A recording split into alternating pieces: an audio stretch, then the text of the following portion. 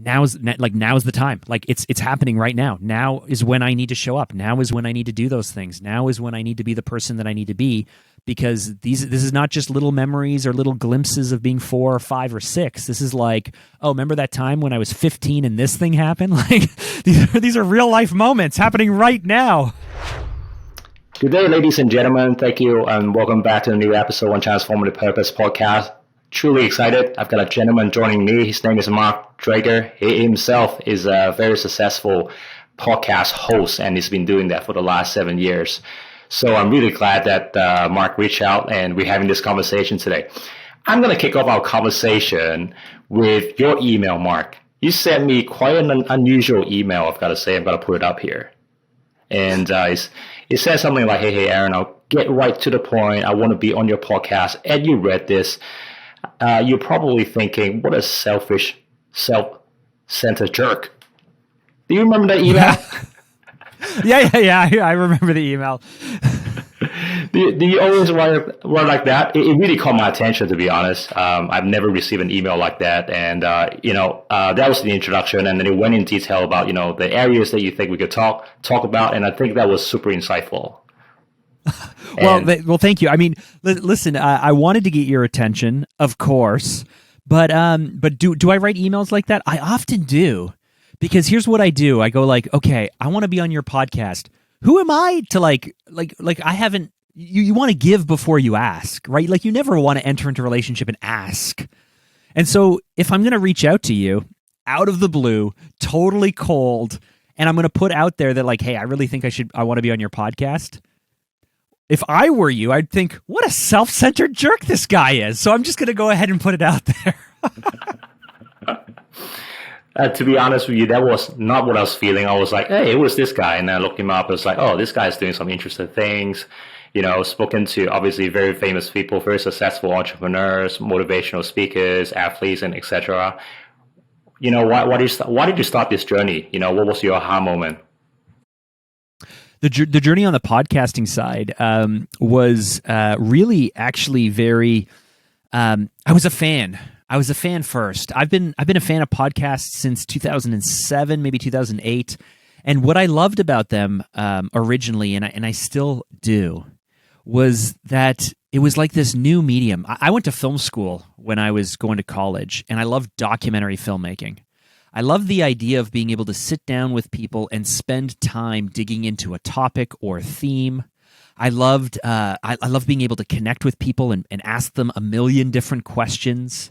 We had some work done on my house one year, and the electrician came by, and I stood over his shoulder for the whole day, and I just asked him questions. Like I just why did you do this, and what did you do, and how did you get into electrician, and what's going on with your kids, and so the way I got into podcasting was I was a fan of it. And then I just thought one day, I think it was like 2013 or maybe 14, I was like, I want to do that. Like I want to be a part of it. And so we started our first podcast. It was called the Not So Corporate Podcast. My friend Evan Carmichael hated the name, but I started podcasting, and we did 50 episodes of that one. And then a few years ago, I started another podcast called Something to Prove with my friend Evan Carmichael. He's a YouTuber. Some people may know him. And now I'm on my third, which is called We Do Hard Things. And each one's different. It's just so much fun. Like, don't you have fun doing your job? Like, don't you love this? I personally love it. But unlike you, I wasn't really into podcasts. But one day I just stumbled upon one of my friends on this LinkedIn feed. He's been doing podcasting for 3 years. So I just reached out to him and I asked him, would you like to be my first guest on my podcast? I'm thinking about doing this. And then 32 minutes later, he replied to my text and he said, yeah, I'll be happy to. And that was the start of my journey. I love it. And you know what it is? What I find so magical is there are these moments where we see other people doing cool things or achieving certain successes, and we get inspired and we go like, oh man, that'd be so cool to do. It'd be so cool to have that. And sometimes we allow ourselves to actually try it. And it works out or it doesn't, but I think we should have more of those kind of magical moments where we get inspired by what others have done and we go, oh man, I would love to be able to try doing that, and then actually have the courage to go off and do it. Yeah. I remember one of the things you said in the recent episode is that we often don't know the outcome until we try it, right? So let's talk about, you've done a few podcasts now. So let's talk about, some of the things you learn from doing your podcast, right? What are some of the things you learn, and what are some of your failures, from doing this podcast? Oh, you want to air all the dirty laundry, eh? Love it. Some of the things I've learned, when you start, no matter like if you're just starting out, whatever you think it's going to be, it's not going to be that. Whether this is in business or the arts or a relationship, a podcasting, but especially podcasting, when you start, I've spent so much time at We Do Hard Things, for example. The reason I launched We Do Hard Things, we're almost 100 episodes in, and we've spoken to some just absolutely remarkable people. When I started, it's like, I want to talk to people who have done really cool things. And that was the premise. Like just connect me with people who have had the courage to go off and do some really hard, cool things. And that was the premise for interviewing these people and talking to these people. And then a few episodes in, I'm like, suddenly I'm now talking to a lot of people about like fighting cancer. That's a hard thing, but I'm not necessarily like, that's not necessarily what I want to spend time talking about. And then we'd have a few other episodes, and it would be something else. And I go, and it took like maybe 50 episodes to kind of find the thing where I was like, oh, this is what I want to be doing. This is when it's clicking. This is what I want to be about and want to put out into the world. But if I had tried to do that from day one, I think we spend a lot of time hoping that the thing we start with is the thing it's going to be, and if it changes, we've somehow failed. When in reality, we almost have to find these things. So that's a lesson that was really learned early on. And mistakes that I've made, being incredibly impatient. I think a lot of us want things to hit really quickly. I can remember being 8 or 10 episodes in and thinking like, this is the high point, like this is the greatest interview ever, and this is the best thing in the world, and I would put it out, and it would like no one would watch it, no one would listen, and I still fight this. 2 years in to We Do Hard Things, we have 3.5 million views on YouTube. We are almost 100 episodes into this. Which means almost 100 conversations into it, and still I go, does anyone care? Is anyone listening? Are we doing good stuff, guys? Team, are we doing what we're supposed to? I doubt and I question, but all great things start small. All great things take time, and if you love what you're doing, and if you love what you're putting out into the world, and I get comments and feedback from ones and twos and little people that it is helping, then that has to be enough for now. And you got to be patient because things will come. Yeah. The little motivational note I like to keep saying to myself is that even if it's just one person that can help change that, to me, that's worth a lot more than the numbers that I see on social media. And the reason I said this was because... Aaron, I hear people say that all the time. And I don't know if I'm broken, but I want more, man. Like I love the notes. I love when someone sends me a note. Don't get me wrong. I love it. It means I forward it to my team. It means the world to me. But one doesn't feel like enough. Like I want a lot. I want a following. I want like hundreds of thousands of people to dig what I'm doing. That's me, man. I actually saw an article some time ago, and that article had an impact on me. And that article basically talks about the cycle of writing, right? Every writer, every podcaster, we imagine, how our content's going viral. But what comes after that? It's the same cycle. We write again. And then we get the same hope that the article, the contents that we write or put in or, or interview would go viral again. So it's the same sort of a cycle that we go through. So then after I read that article and then I started viewing that, the numbers isn't necessarily the destination. It's just the process, right? Whether it's 10 people, 100 people who watch our episode right now doesn't mean that I'm going to stop tomorrow. I'm going to hit another episode. I'm going to meet a new person again tomorrow. So That's what I've been using to tell myself, to keep myself going, to look beyond the numbers and just focus a bit more on the quality of the conversations and the impact that we're making on other people's lives. I don't know if that makes sense, but that's what's been keeping me sane. Oh, it totally does. And I had I don't know if you're familiar with the name Dr. Benjamin Hardy, but he wrote a book, Personality is Impermanent. He's written a few books with Dan Sullivan, one of them being Who Not How, a great business book. And his latest book was The Gap and the Gain. And it's interesting because you talked about numbers, and whether these numbers are podcast listeners or social media followers or the number of zeros you have in your bank account. Numbers are numbers, right? They're not really, they're indicators, but they're kind of hollow, because once you hit $1 million, or once you hit 1 million followers, or once you hit 1 million downloads, the question becomes, what's next?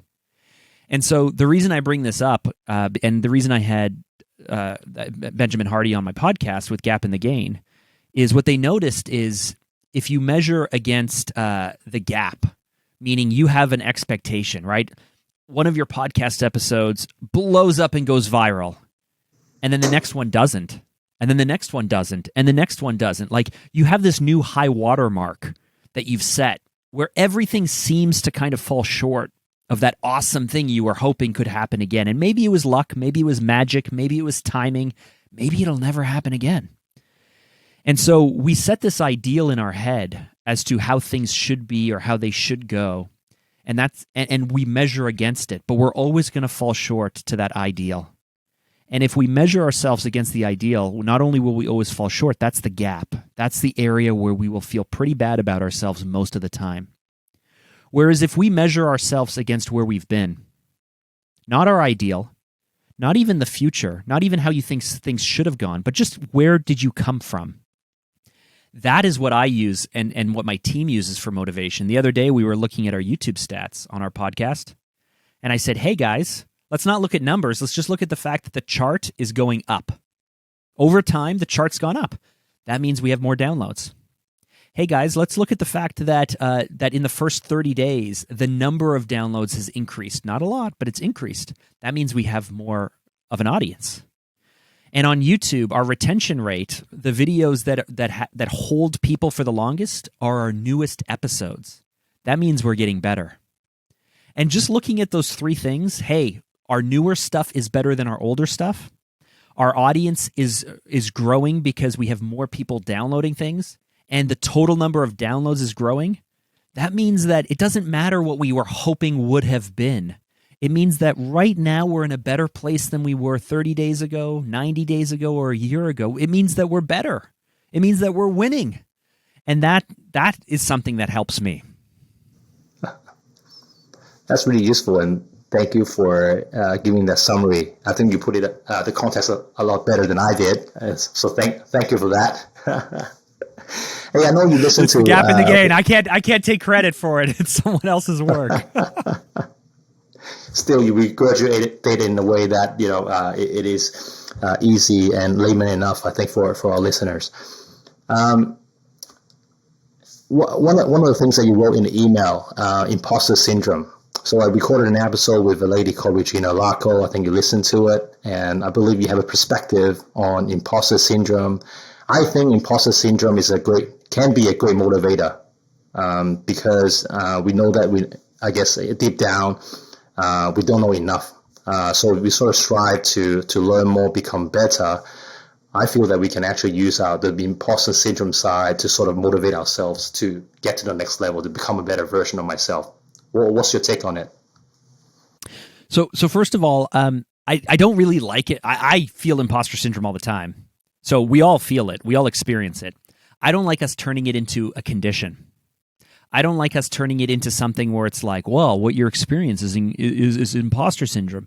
No, what you're experiencing is bumping up against your comfort zones because you're doing something right.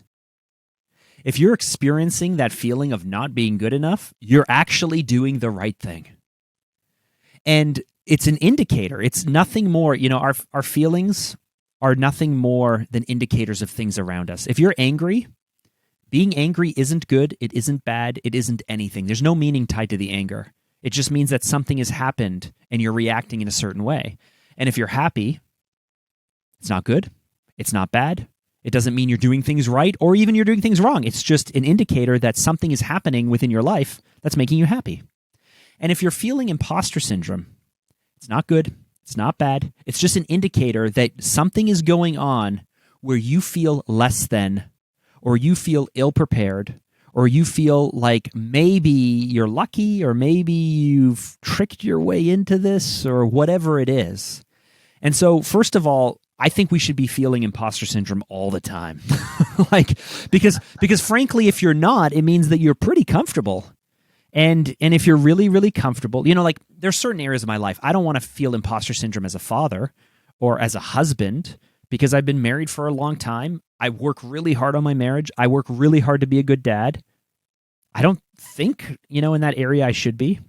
But when it comes to new ways of doing business, or stepping into brand new challenges, or, doing things that I've never done before, well, of course I would feel like an imposter. But here's something that I did a few months ago that's really helped me. I decided that rather than trying to be the smartest guy in the room, right? And part of imposter syndrome is the feeling that you need to put up a front. You need to fake it till you make it. You need to try and make sure that no one figures out that you don't know what you're doing, or that you're ill-prepared, or that you're just not experienced enough, right? So I decided a bunch of months ago that I'm not going to be the smartest guy in the room. I'm going to be the dumbest guy in the room. And I'm going to let my actions speak for how smart I am as opposed to my words. And as soon as I stopped trying to be the smartest person, and I was just like, I'm a total idiot. Just, I don't know. I don't know. Help me, please. Help me figure this out. I think I got something. I'm not sure. What freedom I felt, right? Like no longer having to carry the burden of it. And so if you are facing imposter syndrome in your work, in your career, in your job, whatever it might be, you may not want to go, if you're a C-suite executive, you may not want to go to the board of directors and say, hey guys, I don't know what I'm doing at all. That might not be the best idea in the world. But you could you could look at the area that you're feeling ill-prepared for and say, we need to bring in some experts. We need to bring in some consultants. I need to go talk to my team. I need to spend time on the front line. I don't feel prepared to make really strong decisions, and I know that it's my job to make these decisions, so I'm going to make the best decisions I can. Or you might reach out to a colleague, and you might say, hey, let me bounce this off you. Let me share my thinking with you. I'm not feeling super confident about this. And just by flipping from having to hold that front up to saying, no, you know what? I'm going to ask for help because I know what my job is, and I know that you trust me to do the best thing that I can.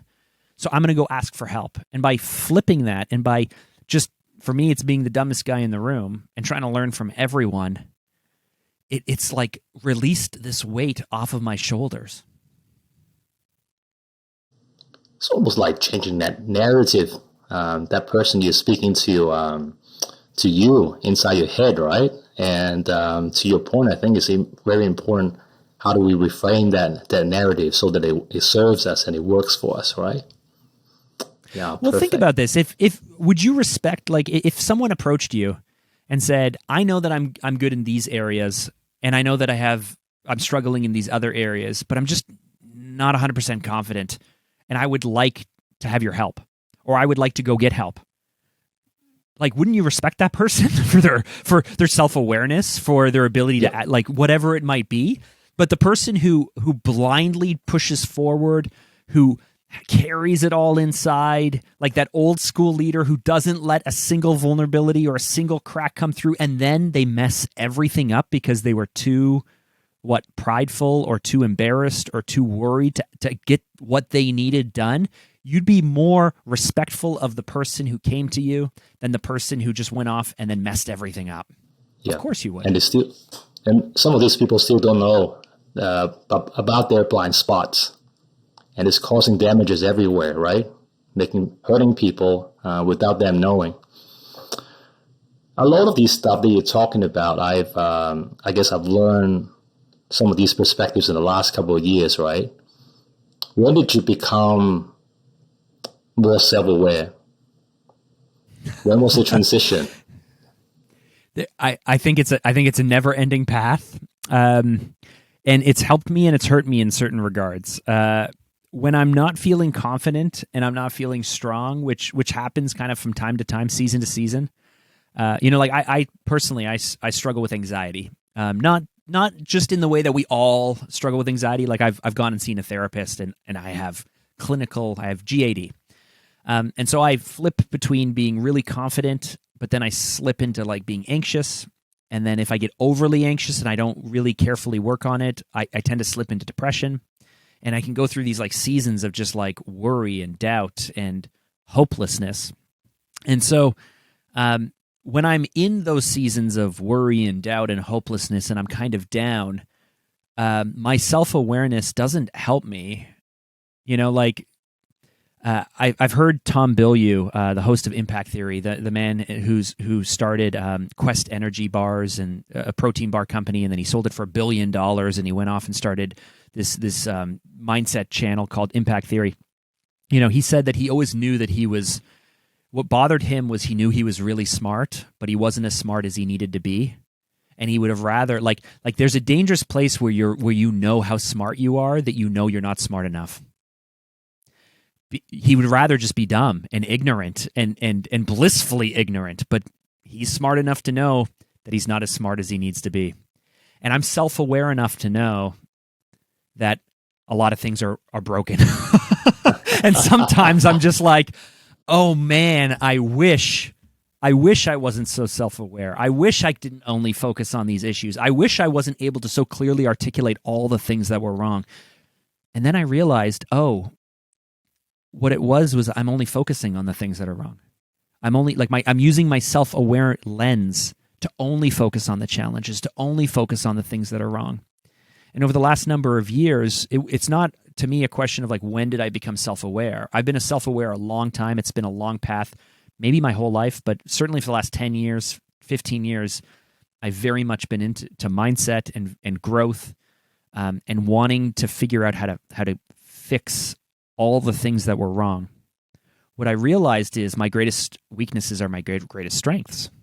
Like the light is the dark. It's the other side of the coin. And so now when I look at all of my weaknesses that I'm self-aware of, I ask myself, well, what is the flip side of this? Right? So if I'm anxious and feeling worried, what the negative side and the self-talk in my head says, oh, you're going to overthink it. You're going to move too slowly. You're going to avoid risk. You're going to be a perfectionist. You're never going to get things done. And if you don't get things done, you'll never make things happen. And if you don't make things happen, then you'll never succeed and you'll never be anything. Whew, that's pretty heavy, right? But what's the flip side of my worry or my anxiousness? Oh, guess what? I'm actually really good at forecasting the things that can go wrong. I'm actually really good at playing through my mind the different possibilities. And if we take this to a business case, it's a cost-benefit analysis. I can look at a challenge. I could look at potential solutions to that challenge. I could try to figure out all the ways that they could play out and go wrong, and then determine which one is the lowest risk with the highest payoff. And then I can actually just in my head render out the best possible path. And it might take me an hour. It might take me a few days. But usually by the end, I go, oh, this is what we should do. And that came from me realizing that the negative things are, in fact, also serving me on the positive side if I look for them and if I notice them and find them. And that was really the big breakthrough for me. You came across as such a confident look, right? It's hard for me to imagine you ever get anxious. Well, what do you get anxious about?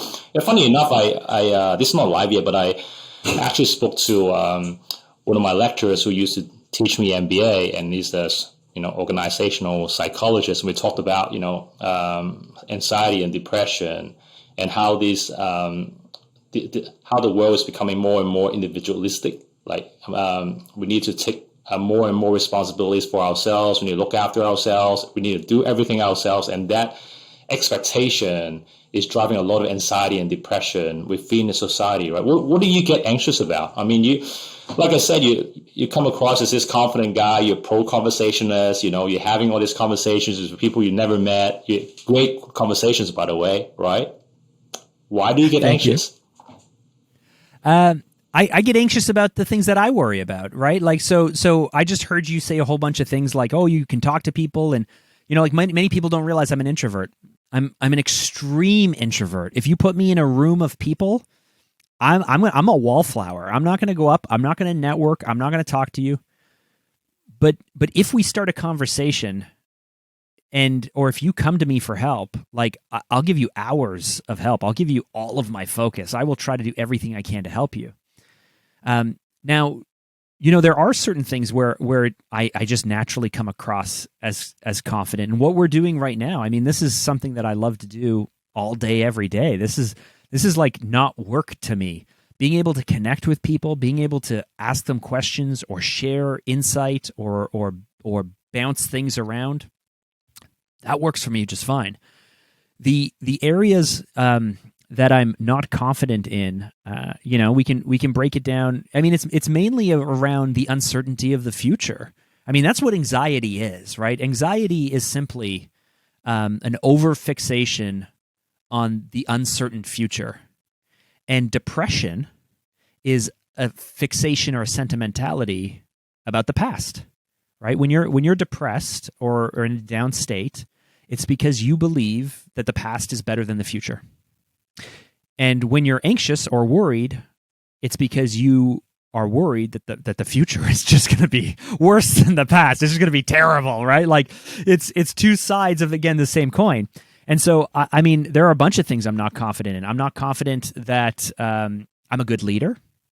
I'm not confident that I'm good at reading people, in fact. Like, as quickly as I can kind of read a situation when it comes to, like, actual connection and emotion. Like, I've thought at times maybe I'm even, like, somewhere on the scale from an Asperger's point of view because I tend to miss a lot of cues within relationships. I know that I tend to be insensitive and blunt.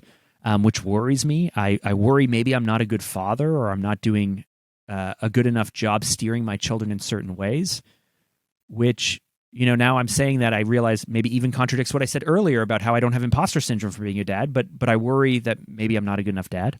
But mainly it's around business and finance, right? When we are in control, I've been an entrepreneur since I was 23.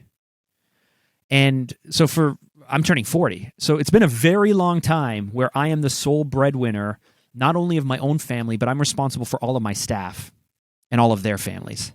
And I know that every decision that I make, strategic decision I make for my agency, what we do and how we do it and how we serve people affects a lot of lives. And that is a burden that I carry, that I worry about. Because in a world where you can do anything, what's the right thing to do? I don't know. Like it worries me. It keeps me up at night, right? Like, is this going to work? And can we make payroll? And can this new product we're launching that I believe so strongly, and will other people believe in it? And how will we figure out sales? And can I recruit people? And can I recruit the right people? Can I train them? Do we have enough time? Will we run out of cash flow?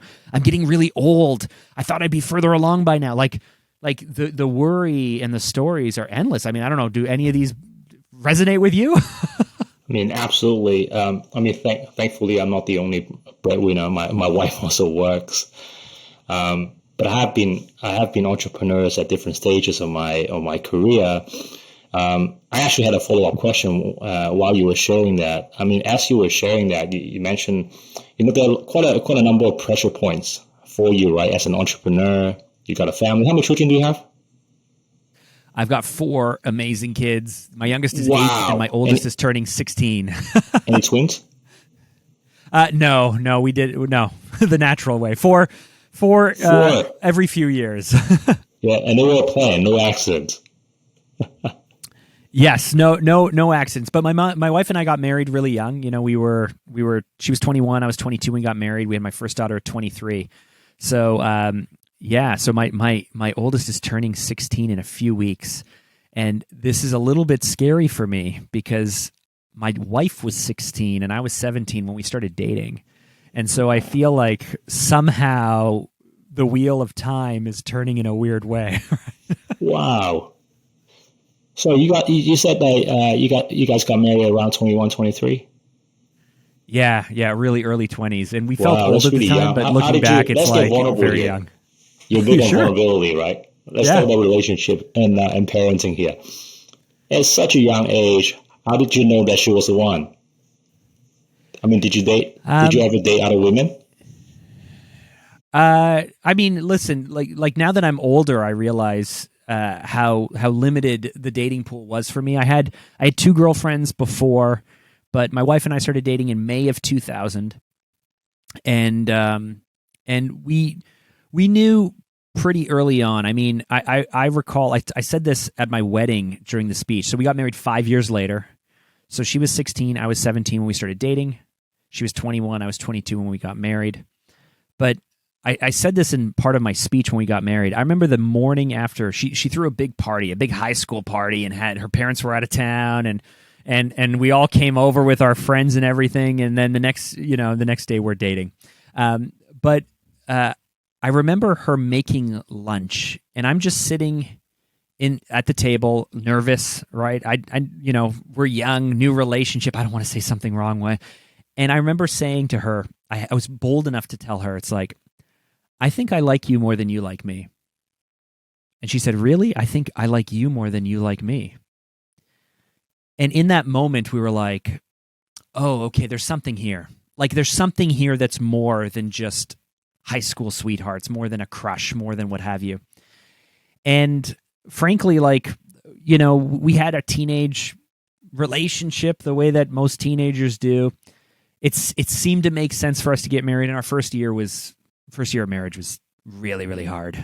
It was very, very hard because we were focused on dating, and then we were focused on being engaged, and then we were focused on the wedding. And then guess what happens after the wedding? After the wedding is the rest of your life. Like, the excitement is over. The party is over. Everybody who's patting you on the back and congratulating you and saying, oh, this is so great, and everyone who's cheering you on and coaching you on, they all go home. They all go home. And then suddenly it's just like, oh, it's the two of you. And the first year we came very close to breaking up. And we had this moment where we looked at each other and we're like, do we want to do this? And we were like, no, we don't want to break up. No, we don't want any of those things. And then and we decided, we made the choice, and I talked to my wife about this. We made the choice. We were committed to marriage as opposed to being committed to each other. And that was a really big shift because when I was starting my business, when my wife was home with the kids, when we were going through all the challenges of not having a lot of money and living below the poverty line, and I was working a lot, when my second son was born, I left the hospital to go back to work. The baby was born, my son was born, and within 3 or 4 hours, I said, honey, I got to go. I have to go back to work. And I left. And so it was so hard that on all those hard seasons, if I was just committed to her and she was just committed to me, I don't think we would have made it. But we made the decision in our first year when we decided not to break up, not to split up, when we decided that we were going to be committed to being married. Because if I'm committed to being married, sometimes I don't like my wife. She's not very likable sometimes. And sometimes I'm a big jerk, right? And sometimes I don't want to be lovable and I don't want to be nice because she's hurt my feelings or whatever. Like, whatever it is, it's the dynamics of relationships. But what I know and what she knows is we're both committed to being married. And when you remove all other options off the table, and we've spent a lot of hard work over the last 10 years, frankly. The first 10 years of us being together weren't as strong as the last 10 years as we've matured and as we've grown. But that really helped us. And then the other thing that helps us is we look back at that moment where we could have broken up. And guess what? My 16-year-old daughter, she wouldn't be on this earth. My 14-year-old son wouldn't be on this earth. And my 11-year-old son and my 8-year-old daughter, and the years that we've had together with my wife, and all of the friendships and all of the memories and everything we did, like, none of that would exist. It would be a sliding doors moment where something else would exist. But I can look into my kids' eyes and know that they would not be here if in that moment we decided to break up. And so I owe it to her and our relationship, and to my kids, and to my future grandkids that may come, and to like everything that's gonna come up ahead of us. I owe it to all of them to get through whatever tough patches we may need to get through in our relationship. Wow. I think everyone needs to hear this, especially the ones that are going through rough patches, whether it's with their partners or family members. It's so easy to walk away without remembering jointly at some point in our life we made that decision to enter the new journey of our life, right? And for you, that pivoting point was, within the first year of your marriage. Interestingly, I had a conversation with a friend of mine, and she pulled out some statistics. Apparently, couples who have 3 children have the highest divorce rates compared to other couples. Really? Were there any frictions after having, 4 kids or, in between? Your first kid is hard because it's a big adjustment. Do you have kids, Aaron? Yeah, I have 2. I have 2 boys. Okay, great. 3.5-year-old. So 1-year-old. Okay, you're in the hardest part there is then. Like when you had your first child, everybody who has the first kid, they think it's like somehow like this earth-shattering news. Like traffic should stop, the trains should stop, everything should stop because you've had a kid, because you think it's really tough. And then you have a second kid and you realize, oh, having one was pretty easy actually, because you can adjust your entire universe to that one child. But when you have 2, suddenly now you can't adjust your whole universe to that new baby because you have this other 1 or 2 or 3 or 4-year-old or whatever they happen to be like there. And so 2 is incredibly challenging. After that, honestly, it's just more of the same, right? Because it's like going from 2 to 3 is not that big of a shift because, maybe if you've had them very close together, if you've had twins, it can be a huge challenge. If during that transition, the relationship breaks down and you find yourself a single parent, there's a whole bunch of situations where this can be harder. But for us, going from 2 to 3, and the other couples we know who have large families, going from 2 to 3, going from 3 to 4, right? And it's because the kids are growing up, and you're growing up, and you're maturing, and you're getting used to the rhythm of life, and it becomes more expensive, and each child is different and requires kind of their own attention. But your money and your attention and frankly your love and what have you, it's all finite. You only have so much of it. So people who have 1 kid or 2 kids think, if I have 4, how could I possibly give twice as much? Well, you don't, right? You have 100% of you to give to 1 kid. They take all of your attention. If you have 2, 50-50. If you have 3, you're down to 33%. If you have 4, 25%. If you have 5, 20%, right? But the dynamic that happens when you have a bigger family is the siblings start to help out a lot more as they get older, and they start to count on each other a lot more. And my son, my 14-year-old son, went away for the weekend, and my 8-year-old daughter was really sad and crying. And I said, "What is like, what is going on? Your older brother just went away for a weekend. What is happening?" And she's like, "Yeah, but Jonah's the one I always go to for help." And I said, "Really?" I said, "I'm here, and Mom's here, and we're here to help." And she said, "Yeah, but whenever you guys aren't available or not here, if I ever get scared, if I ever need help, if something's not working, I always go to Jonah, and he helps me. And now he's not here."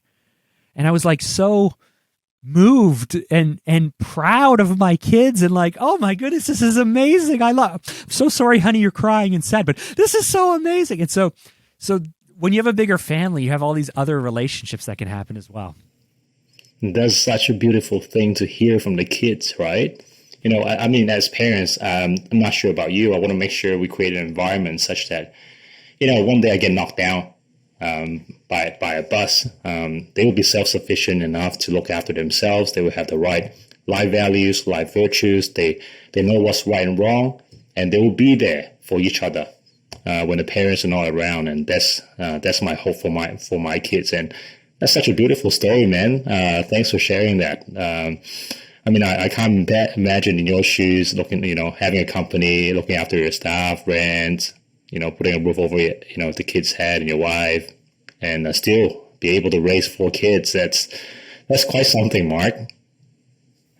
Well, I'm going to be honest. I wasn't good at it for a long time because I was focused on other things. I was focused on clients, focused on business. COVID, the pandemic, hurt my business, but helped me.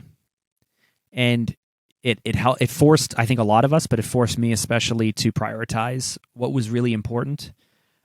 part of my biggest worry, part of the stuff that stresses me out right now is I can't just count on what I had before. Like before I had a lot of revenue, we had a lot of profit, I had a lot of team, I had resources, but I wasn't at home. I used to get home at 7 p.m. at night, and my kids would go to bed at 7:30. And even now that they're older, they'll tell stories, and I'll say like, "Oh, I don't remember that," and they'll just casually be like, "Yeah, well, you were working," and it's like this accusation. It's like, "Yeah, well, you weren't home, you were working," and I felt like a pretty present parent. Like I showed up to the things I needed to show up to. I showed up to the dances, and I showed up to soccer practices, and I was there in the morning, and I was there on the weekends. I wasn't working 120 hours a week, and I wasn't a distant person, but even when I was home, I was always thinking about work or other things. And quite honestly, like my relationship with my wife, my relationship with my kids is so much stronger today than it was before the pandemic, because we were all forced to come home. We were all forced to be home. I'm still at home now. During the last 2 years, we got rid of our offices. We've gone fully remote. And now, I see my kids off to school. I pick them up. I struggle with that. I worry about how much time I spend parenting now, actually. We're talking about worry and anxiety and stuff. I go, oh man, maybe I should spend more time working. But then I remind myself, even earlier today, I was like, I didn't feel like I was hustling through every single minute of every single hour of the working day. And I said, no, but this is the life you want. You want a life, and you want a business, and you want to be able to take time to be there for your kids and not feel guilt. And so I'm like training myself right now to get used to this work-life balance people talk about, because I'm still not quite comfortable with it. Yeah. I think one thing, just looking back on how I grew up in my family, and I think it's worth another conversations because there's a lot of complication with how I grew up. But I think one thing I would have appreciated more from my parents is that if there were an open dialogue to help me understand what is actually happening in the background, so that it could help me develop my empathy towards them. You might be thinking, I'm staying late in the office, trying to make bills, trying to pay everyone, trying to make sure the kids have food to eat, right? But from their perspective, they might not interpret it the same way as you do. I mean, you obviously have a need that you need to fulfill as a father, as a partner, as a leader. But I think it's important to sort of level set that, and to help them bring them on your journey, so that they could also see through, what you're facing. And I wish, I've had more of those conversations when I was younger, so I could appreciate more what's actually happening, behind the scene and around me. Why my dad wasn't home as much? How come there's always quarrels whenever he came home? He and my mom will just pick a fight in the middle of the night, and I just wouldn't be able to go to bed. I think as grown-ups or as adults, we expect our kids to be transparent, to express our feelings, but sometimes I think as grown-ups we could also share more with the kids and show them, bring them to the office, show them, what you actually do in the office and why you're doing that and why is that important, because without that, they will not have education. They will not be able to participate in all this, extra sports or activities after school. And I think, we think kids are young, but I think empathy, we got to start young, and they might understand now, but it will build sort of the level of understanding when they reach a certain age. So, now I'm almost 40 like yourself.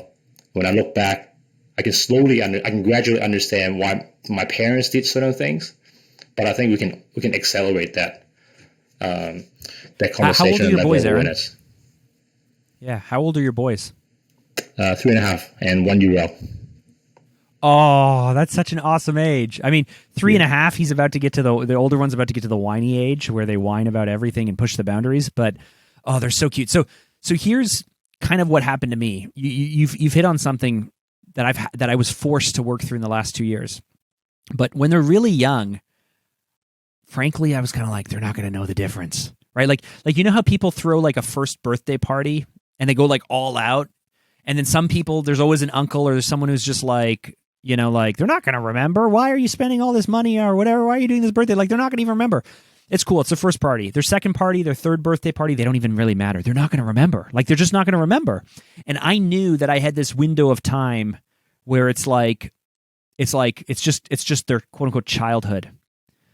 But when my kids started to hit teenage years, like my daughter's turning 16, my son's turning 14, it hit me about a year and a half ago. It hit me that it's like the days that are passing right now are the days that are imprinted on them as not only their childhood, but they will remember these days, and they are old enough to notice my BS and call me on it. And I was talking to a friend, and I said, honestly, I'm terrified because I realize that my kids are hitting the age where not only will they see my faults, not only will they notice my faults, but they're gonna be able to call me on it. And I could watch. I was terrified because I knew that, like, I'm like my son's hero. And I was so scared and heartbroken for him to hit the day where he'd find out just all of my faults. Like, I was just like, it's not that I need to be his hero all the time, but I just was like so worried about like seeing that look in his eyes where he realizes, oh, Dad, you're not the guy that I thought you were. Oh man, that terrified me. And my friend said, start being honest with him. Like start showing him your mistakes. Start talking about your mistakes that you've made. Not only the mistakes that you made in the past that are kind of fun stories like, oh, this happened or that happened. No, like when you make a mistake and you're coming home from work and you're stressed out and tired, sit them down and say, I'm so sorry. This has nothing to do with you guys, but I just made this really big mistake and I feel embarrassed. I feel start opening up. And what will happen is you don't have to worry about the day where they see you for who you really are, because you start to share that with them. And I started doing this, and it shifted my perspective of who my kids are. I got to know them better, and they got to know me a little bit better. It wasn't just me playing the role of dad with my dad voice and being dad, and then I like close the bedroom door, and then now I can be like, oh, okay, cool, I can just be myself. It was like I could show up and reveal parts of myself and reveal things I'm worried about, age appropriate, but then they could also felt comfortable sharing for me the things that were happening in their life, because they go off to school, they go off to activities, they have their own lives that I never even get a glimpse into what is really going on, and they could start to share with me what's going on. And then what I realized was I was holding them to a different standard than myself. I was being a hypocrite, basically.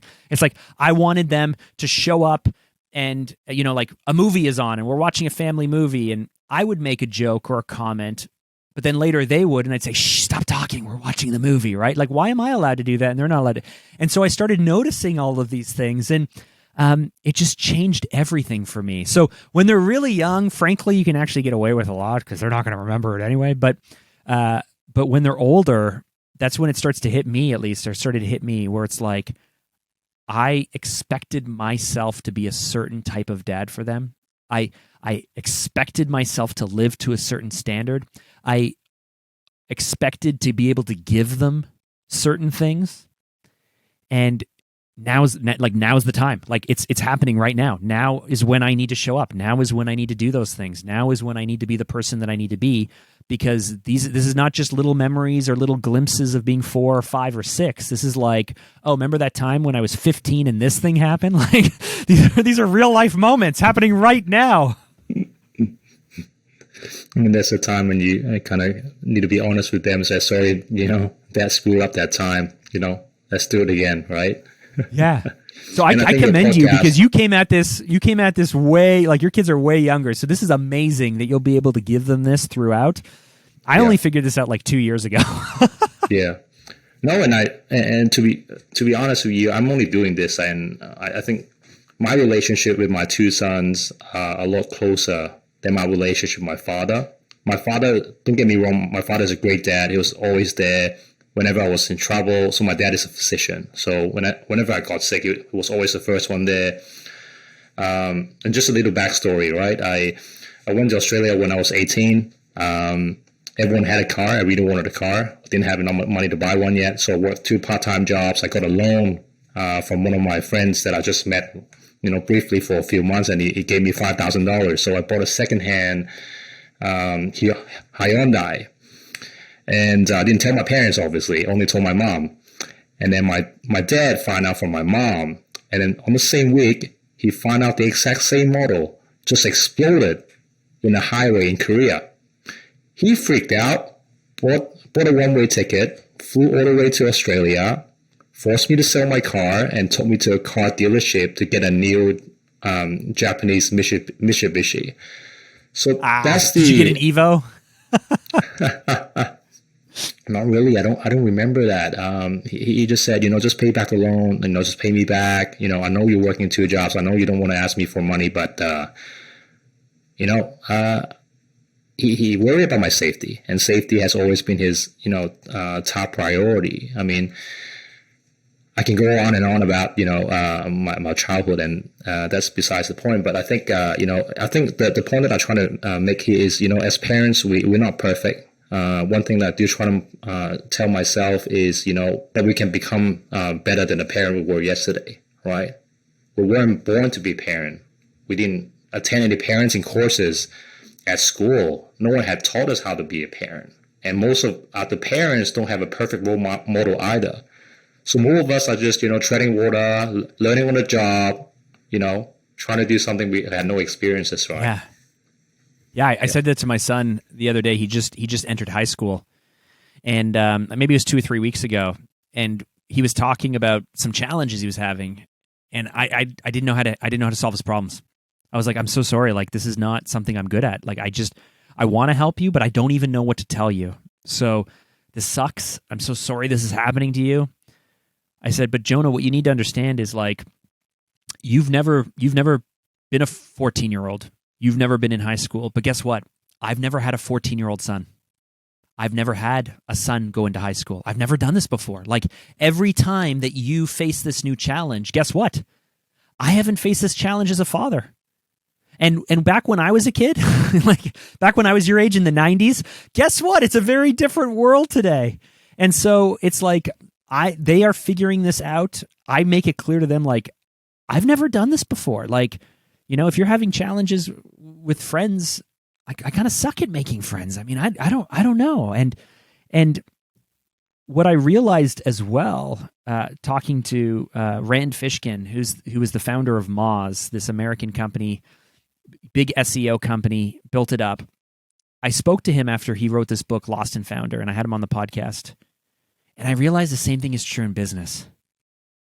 The same thing is true in business. If you work in a big corporation, if you work as an entrepreneur, if you're self-employed, if you're a solo, if you're a freelancer, it doesn't matter. There is no playbook at all for what every single person is facing.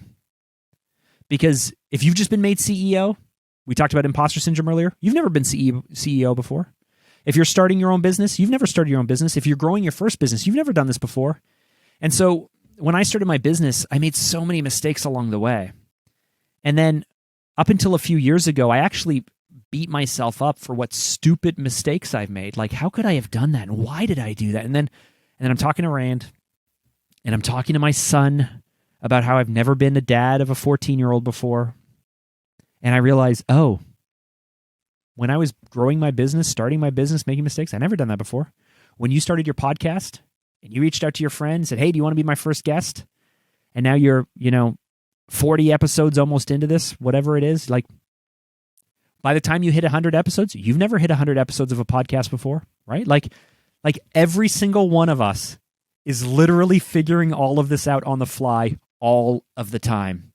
And I used to think that some people had a secret magic or a secret weapon, or they had it figured out, and I didn't. No. All of us are figuring this out as we go. Some people just started early and just further along the journey, but we're all on this figuring out journey. But somehow I think society makes us believe that everyone needs to have their life figured out. Yeah. I love the Beatles. I don't know if you like, I love music history more. Like, I like music, but I like music history. And I got this really detailed book on the Beatles. And And what I didn't realize is just how many embarrassing mistakes they made along the way, right? Like they had this huge blow up in the Philippines where they had to get like escorted out of Manila, and it's like through all these things because they accidentally didn't show up to the politician's wife's party, and they didn't even realize, and like it just became this huge thing. And I think it would be very easy for the press at the time, or for me, or for anyone to go like, how could they not have known? Guess what? They were like some 24-year-old boys who were just trying to figure it out. They'd never been global rock stars before, and their manager Brian Epstein had never managed a band before, and no one in EMI or Capitol Records had ever had a group be as big as they were. Like everybody was making this up, and so like that is something that I think we just have to take comfort in. Funny you mentioned that. So on the second episode, the third, I spoke to a gentleman called Dr. Alan Zeman. He was voted one of the most successful and powerful business leaders in Asia. And so he once had a meeting with George Bush in Hong Kong. He thought it was a forum, and there were other people in the forum, so he didn't need to show up on time. So went to the gym in the morning, his morning usual routine, right? It was turned out it was a breakfast of 4. There was secret service that's very waiting for him intimate. at the entrance. So we made George Bush wait for him for like 45 minutes or 1.5 hours. I can't remember the exact duration. But yeah, everyone has their screwed ups, and it's important to sort of look beyond that and just focus on the positives. Hey, I want to shift gear and talk about making changes in life. Your podcast, Doing the Hard Things, is all about spreading hope. And you told me that you believe you have a winning formula for making changes in life. And one of the things that you mentioned is about pursuing passion at all costs. Do you want to expand on your concept and what you mean by that? Yeah, for sure. So one of the greatest things I think that we can do for ourselves is to pursue our passions at all costs. Now, people really struggle when I say that. They struggle with the idea of your passion. Well, if I have a mortgage and I have rent and I have kids and I have responsibilities and I can't just run off and blah, blah. I'm not saying for you to be irresponsible. What I'm saying is that whether it's the thing that makes you money or not, it could just be a hobby. But we spend a lot of our time working for others. We spend a lot of our time doing things out of duty, out of responsibility. We grind away at things, hoping that, like, I felt this myself, but I've heard this from far too many entrepreneurs, which is, I'm doing what I have to do today so one day I can. Or I have friends who frankly just work at jobs they hate because it's got a great pension. I just got to put in another 8 more years and then I'll be able to. Or business people who spend 90% of their time doing stuff they hate, so that way 10% of the time they can do the stuff that they love. I think that's like, honestly, I think that's stupid. I think that's like the most ridiculous way to live. And so if you are willing to pursue your passions, first of all, you have to prioritize yourself. People are going to think that that's selfish. People aren't going to want you to do that. And that's where the second half of it, at all costs, comes in. If you pursue your passions at all costs, it will cost you something. It will take sacrifice. It will take dedication. It will take hard work. People who count on you to do the things in the status quo, they won't want you to change things, right? But what I have for you on the other side is, aren't you worth it? Like if you spend the next 2 or 3 years rocking the boat and changing the business, changing your career, going back to school, having hard conversations in your relationships, putting time in with your kids. Like if you spend the next few years investing, doing those hard things at those hard costs, and it may cost you because some people may not want you to do it. You may lose some money. You may have to downsize your life. You may lose a relationship. But if you can spend the next 5 or 10 or 20 or 30 years living off the dividends of those hard things, wouldn't you want to do that? Like, aren't you worth that? And so that's the first principle. The first principle is, I honestly believe that you and me and all of us should pursue our passions at all costs, because we're going to spend more time in our zone of genius. We're going to spend more time energized. We're going to spend more time doing what we love. Earlier I said, I'm confident on this because I love this. Like, this was my at all costs. Taking time out of my day and out of work and out of business to do interviews, to do podcasts, to invest in my team when frankly it's like there's no ROI on my podcast. I spend a lot of money on it because I love it and it energizes me, which means I can show up better for every other person in my life because I'm not spending every hour of the day grinding away. I can get into the formula then, but what do you think of that premise first? No, I love it.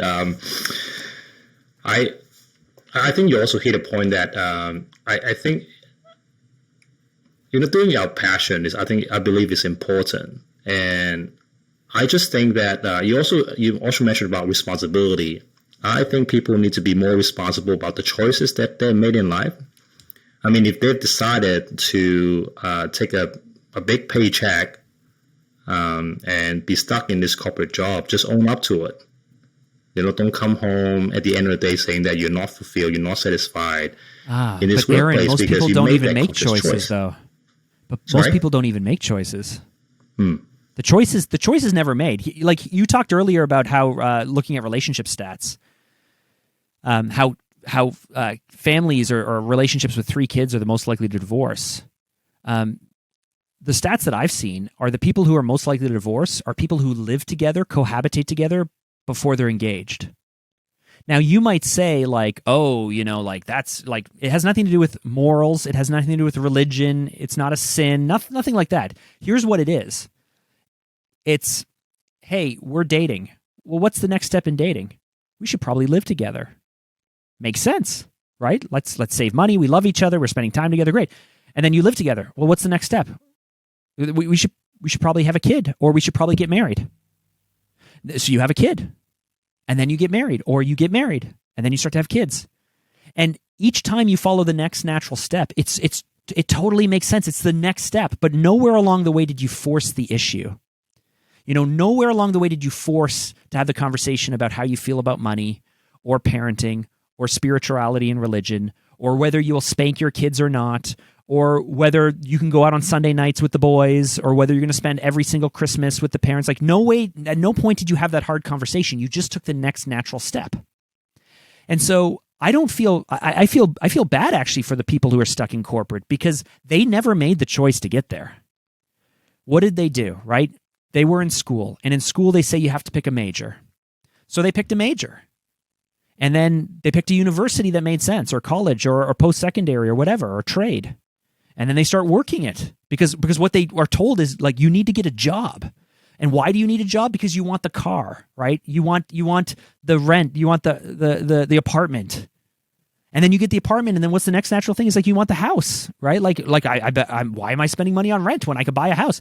And then you find yourself waking up one day going, oh, I never picked a single one of these things. I never actually sat down. Or even if you did want it, but later you found out you hated it, why are you listening to the decision of a 17-year-old, right? like my wife and I got married at 21. If right now we hated our marriage and hated each other and hated our relationship, it would be pretty stupid for us actually to stick together. Because I wouldn't turn to a 21-year-old and say, hey, can you give me some relationship advice? Who should I marry, right? Like, frankly, right, 21-year-old Mark decided to marry 20-year-old Jacqueline. And we've made a go of staying together. But you don't listen to the advice of someone who's that young. And yet we kind of make decisions or don't. And then we feel stuck to live with them. And so this is where it's like there is going to be some sacrifice. We do hard things. Trust me, right? It's going to be hard. It's going to be hard to unwind your life and untrap yourself from the things you thought you wanted when you realize you don't, but you are so worth it. Mm-hmm. I think to the point that I was trying to make about the choice part, I get what you're saying. I think, and I agree what you're saying is, for the most part, there is this sort of life path we try to follow, from one stage to the next, right? But we never pause to actually see and ask ourselves whether those paths serve us. I believe not everyone needs to get married. Not everyone needs to have kids. Not everyone needs to live together even, right? So we need to start asking, like you said, those hard questions, whether those expectations from the society actually suit me as a couple, as a person. I totally agree with that. The choice that I was trying to allude to earlier was the fact that when you hit a point that you realize that something is not working for you in your life, do you decide to stay or do you decide to do it differently? Now, if your choice is to decide to stay with the job so that you can afford all these nice things, that's entirely your choice. Then you got to live with your consequence. If you believe your passion, your happiness, your fulfillment in life worth a lot more than that paycheck, now you go do something about it, right? You don't stay in your job and whine, I should have done this, I should have done that. So that was what I was trying to say, about being responsible for our choices. And I agree with you, pursuing passion at all costs. But at the same time, I think people shouldn't misinterpret it as we're brushing aside our responsibilities to pursue our passion. If you, I don't know whether you agree with that. And I do agree with you that, if we do need to pursue something, we need to give it 110%. We need to go and pursue it no matter what, if that really matters to you. But to me, I think that doesn't mean you just brush aside your responsibilities, right? Because and it's really I agree with you. You're right. If you choose to stay at something that's not serving you, that is your choice. But first step is the first step is always to try to bring people with you, right? So like I think about like me and my wife, for example. Let's say that my passion was going to take me to Europe. And guess what? My wife has a life here, right? She has a life. She didn't ask for this. She didn't sign up to suddenly run off. Am I entitled to go and do that? I don't know. And so while I say you need to pursue your passions at all costs, you do have to ask yourself whether you want to make that sacrifice or not. I think you're worth it, but it doesn't mean that everyone's going to agree with you, and it doesn't mean that you should just blow up your life and you should just be reckless. People always this is the challenge when you bring forward something like this. People always go to extremes, right? And it's like, well, hold on, it doesn't have to be. So you asked me about when I was making a lot of changes and becoming self-aware. In 2018, I went to a Tony Robbins conference with my friend Evan Carmichael. And it was a life-changing moment for me. It completely changed how I thought about myself. And about 3 months and 6 months in, I noticed that there was a gap widening between the path I was going down and where my wife was. My wife was firmly planted in the life we had. And I had a life-changing moment, and I was walking down a new path. And by 1 year later, I went out for a walk with her, and I said, I'm really worried about us. I'm worried about us because I know that I'm going down this new path, and I want to bring you with me. I don't know how, I don't know what, but I can tell you that if we don't address this today, I know 3 years, 5 years, 8 years from now, we will separate, and I will look back on this moment and I'll say, oh, that was the moment that I should have said something. So I'm changing. Will you change with me? And you're changing too. Like we're growing, we're changing, we're going different directions. How do we make sure that we're consciously each able to grow, each able to be individuals and unique and pursue our own passions, but do it in a way that works for both of us? And so the reason I bring up Europe, for example, is my wife is an actress and a performer. She went off to England for a few weeks during the Queen's Jubilee, and she got really inspired. And she came back and she's like, I think we need to move to England. And I'm like, that was never on my plan, and I don't think I want to do that. And so okay, now we have to talk about this thing, right? We have to talk about this. She wants to be a performer, but she doesn't have to be a performer in England. I don't want to move to England, but I could do whatever I want to do in England, I suppose. It was never on my plan. It was never on my radar. So I think you have to have these conversations, but I also respect the fact that if you decide to suddenly change everything in your life, no one else in your life signed up for this. And so the first step should always be try to bring them along with you.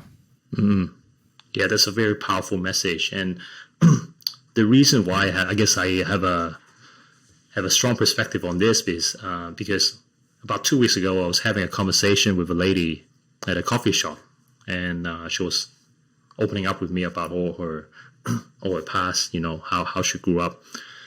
And so her parents, they got divorced, and her mom was never around, and she got sent to all these different places, childcare centers, from one to another. It would be about from 1 week to 3 weeks, right? And then she got moved around, while her sister and her brother stayed home. So really tough for her. So one of the questions I asked her, what I would share with her was, where is your source of negativity? Where are you getting your negative energy? And then she was telling me that, she got a lot from, her siblings and from her mom, because they were also, I guess, shaming and blaming it back home. And we sort of left it at that.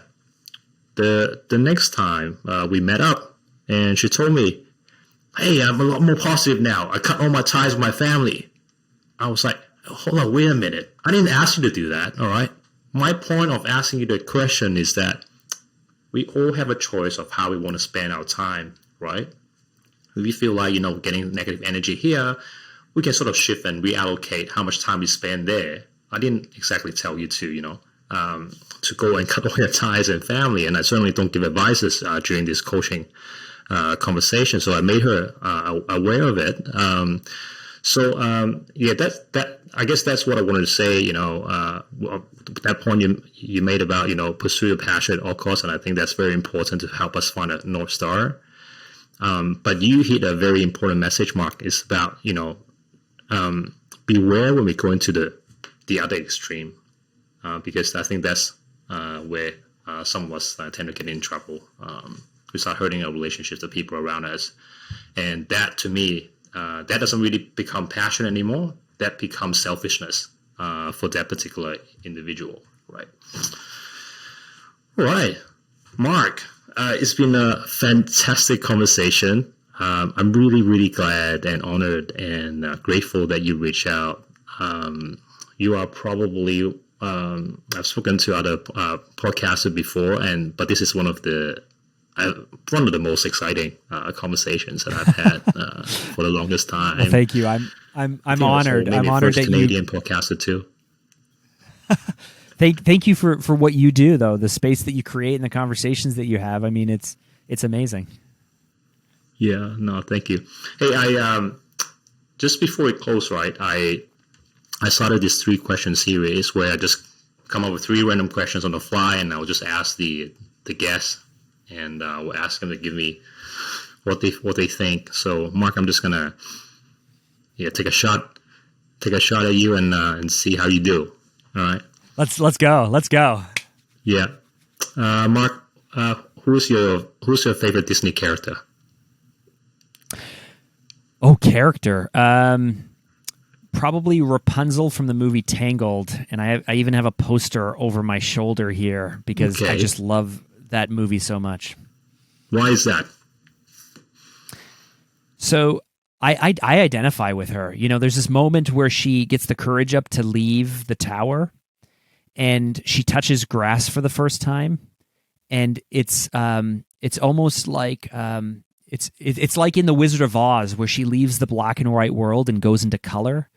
And then she goes, "This is the greatest day ever. I'm a terrible daughter. Oh my goodness, I love life. Oh, I've read." She goes back and forth between this calling to pursue her passion, right? She wants to go and see the lights. But the evil witch, right? The mom, she feels like, oh, she's supposed to stay in the tower. She's supposed to stay safe. She's like, so it's like this push and pull. And ultimately, she leaves the comfort of the tower. She leaves the world that she knows. She takes the risk. She stands up for herself as a strong woman, and she goes and makes it happen. And I love everything about that story, because she's this dreamer who's able to just push through fear, and her whole world opens up in front of her. You're a great storyteller. I love that. What's the second question? What's the one life lesson if there's just one thing you wish one day if you're no longer around, there's one thing you wish your children will remember you by, what's that one life lesson you want to teach your kids? That hard work always pays off. I don't know anyone who has never been benefited from just being willing to work really hard. And I don't mean just hours, and I don't mean just concentration. I mean like hard work will always serve you. Roll up your sleeves, sweat, get dirty. I in the back of my mind, I always know if things go wrong with business, I'm going to be out picking up garbage or cutting down trees. There's always room for people who are willing to work hard. And so that should be the thing that we are all trying to teach our kids, because frankly, like, nobody wants to work hard. Just work hard. Yeah. Funny enough, that's a mantra of my dad, actually. He always says diligence pays when I was young, but I had no idea what he was trying to tell me. But now I understand. What a coincidence. Last one. What's that one thing you think everyone should, I guess we there are quite a few overlaps in terms of what we do. Yours is about spreading hope, mine is about spreading positivity. What's that one thing you think people should stop doing today? Should stop doing?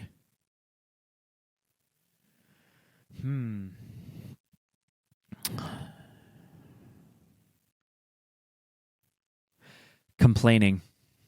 And I say that because it's really subtle, and it's really I don't know if insidious is the right word or not, but it's very common and it's very subtle. And I only noticed it because when I was young, I talked about how awkward I was with people, and I realized that if I complained about something, I would instantly make a connection with people. So when I was a teenager, I had a job where I would do ground maintenance, meaning I would cut grass and trim trees and pick up garbage, and it was hot work outdoors, 9 hours a day, 45 hours a week on my feet, dusty, dirty work. And there were these older people who lived in these buildings we take care of. But I noticed that if I went, "Oh, it's so hot out," they would go, "Yeah."